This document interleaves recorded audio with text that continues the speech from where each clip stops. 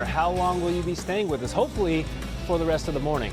Mr. Randy Scott, I'm Gary Streisky rocking with you. Cue the George Strait. X's are in Texas for Luka. He doesn't have a hat to hang, but he did hang a triple-double on him. Well, keep it musical, because Ice Cube rapped about having a triple-double. He did so in L.A.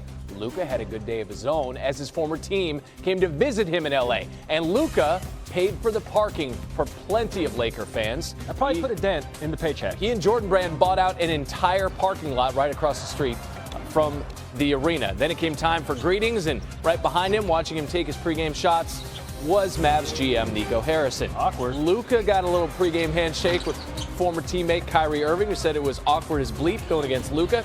Little tribute for Anthony Davis. They're in street clothes. Remember, he's dealing with a left adductor strain. As for the ball, there's the first bucket against his former team for Luka. And here is the first technical foul. Because Luka, just because he's in LA doesn't mean he's super chill. Not just yet. Not acai bowls and anything else. No. Hold on. We got words because there's plenty of contact. You be the judge.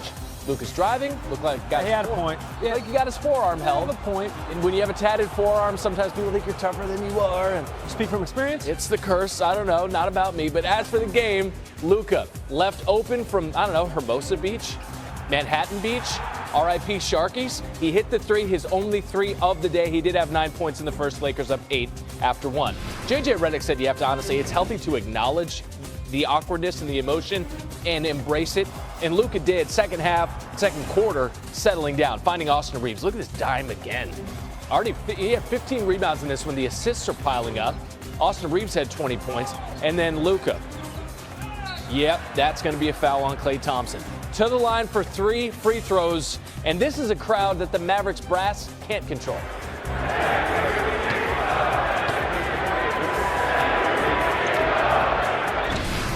You know, we as a society don't say thank you enough. I was just about to say, Laker fans were just being polite. Polite. Yep, fourth quarter, we're tied at 88, not tied. Doncic to an open LeBron for 3. Luka Doncic had 80 triple-doubles with the Mavs, just clinched his first one with the Lakers, and he found LeBron there. Tremendous pass, 16 points for LBJ in the fourth quarter. He finished with 27 to go with 12 rebounds. It's Luka, though, 19 points, 15 boards, 12 dimes. That's a triple-double. And now Luka would like to rest. It was just a lot of emotions, not much sleep, but it was just, I can't even explain what, it was a different game.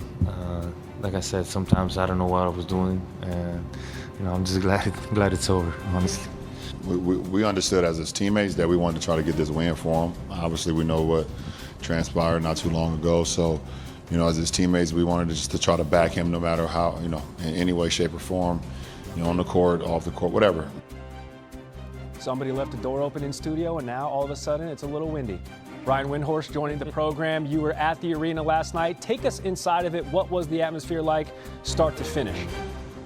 Well, Gary, I have to say, for a pregame February event, I have never seen anything quite so intriguing and awkward as what happened about an hour before the game.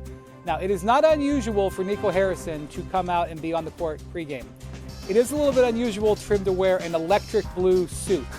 And look, everybody knew what was happening because when Luka steps on the court, the Slovenian music comes on.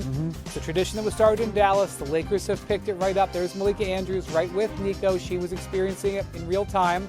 She couldn't stop from smiling. I'm sitting there with Luka's agent, Bill Duffy, watching the whole thing and just laughing because we've never seen anything quite like it. They never looked at each other. They were within 15 or 20 feet at one point. It was, I'm here if you want to say anything. Neither man took the next step. So, in all honesty, I thought we were getting set up for an incredibly amazing evening, but it just really didn't turn out that way. It wasn't really a compelling game. For me, that'll be my memory from the whole night, that moment. I'm glad you pointed out that nuance, that they were so close, they never even made eye contact, let alone embrace each other, whether a handshake or a dap up as we generally see on an NBA court. Very interesting. As for the game, the Lakers got the win. They've won 3 straight. What still, though, concerns you for the Lakers winning? Well, look, this was a really nice win for the Lakers because it was a high emotion game, but it wasn't one of their more impressive performances. They allowed a lot of open looks for Dallas. To me, the rest of this Lakers season is about their defense and how they can keep up the way they're playing. And the Mavericks, just really missed a lot of clean looks in this game. Klay Thompson made a few in the fourth quarter to keep him in it. Kyrie Irving had a nice game. Lakers got away with a less than great defensive performance here. And the reason they won this game really was because LeBron James carried them home in the fourth.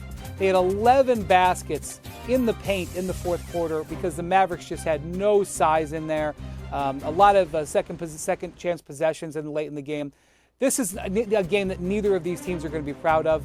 In April, when Luka maybe has more of his legs underneath him and there's more rhythm, we could see a different type of performance. That said, last week we said this 6-game stretch for the Lakers is absolutely pivotal. They're halfway through. They're 3-0 in those games, and their next 3 games against Minnesota and twice against the Clippers. Alluded to this a little bit before, but there's kind of a basketball shorthand that maybe Luka and you can understand about the way you see the game. There were a couple elements of that in that final stretch after they tied it at 91. What were you seeing kind of collectively together down the stretch there? Well, just trying to make the right plays at the right time. I think over that last 5.5 defensively, we buckled down, we got stops, and then we just wanted to execute. Obviously we're still getting familiar about what our late game package is, where we guys need to be, where we need to be able to execute and get great shots, and we did that. We did that in that final stretch. LeBron, there was obviously a lot of anticipation for this game and this matchup. How did you feel that Luka handled the emotions tonight? As well as you can. I mean, obviously, it's a lot of emotion that goes in when you give so much to a franchise and you sacrifice for a franchise, and you have that type of love and respect for the franchise. And throughout all the journeys, went to the finals, all that stuff. And he's grown from being an 18, 19-year-old kid to now 25-year-old man and family and all that stuff. So you grow into a family with the franchise, and when you move on or they move on from you, it's very emotional. Obviously, it's very taxing, and it's probably a lot of things that was going on in his head that probably didn't even involve the game itself. So and with that said, I thought he handled it tremendously.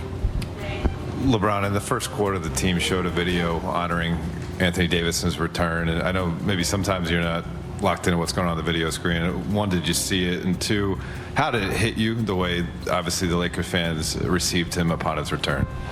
No, I definitely saw it. I watched it from start to finish. I mean, we know what AD was to this franchise and what he did for this franchise from the moment we got him, to hosting the Larry O'Brien Trophy, to All-Star nods, to we won the in-season tournament, first inaugural in-season tournament, and many dominant nights. Not only in this building but also on the road as well. And obviously our friendship goes without saying. He was one of my best friends, and it was great to see him get that recognition and him get that moment.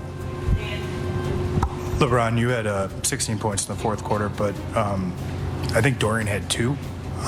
But there was a closeout in the corner, a Gortat screen that got Luka layup, and that poke away steal. Just what have his sort of intangibles meant to this team as it's kind of redefined itself here over the last 6 weeks or so? Yeah, we knew exactly what we was getting when we got him. We knew we'd get things in the box scores, and then it would be things that didn't show up in the box score.